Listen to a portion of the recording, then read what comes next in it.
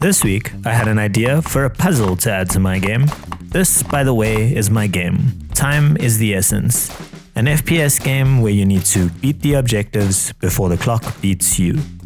Suppose this is the player. They start the objective, and after the countdown, a trigger appears. When they collide with the trigger, a target for them to shoot pops up, and when they shoot the target, another trigger pops up, and they need to walk into that one, and so the cycle continues. I think I can make it sufficiently difficult so that the player will need to learn where the targets are as they progress. Yeah, they might die a couple of times as they learn where each of the targets are, but that's all in the fun of beating the clock. This could also make for some interesting use of the parkour mechanics I've added to the game. Say you put a trigger on a wall, you'll need to wall run to activate it. Then you could put a trigger on a wall opposite to the first one, but the trigger will only pop up once you've shot the other target, so it will force the player to improve their skills to complete these trigger objectives. This cube will be my trigger, obviously to be replaced by something cooler like a pressure plate at some point in the future.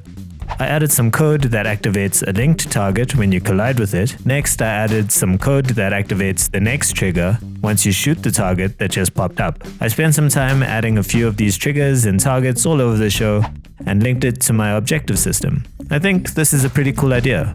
The wall run proved to be pretty difficult, but not rage-inducingly difficult, the right kind of difficult, that made me want to improve my skills.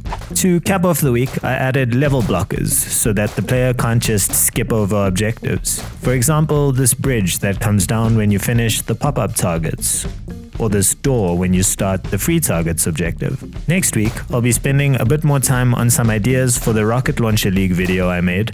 The whole of Reddit seems to think it's a good enough idea to work on instead of this game, so let's see where that goes.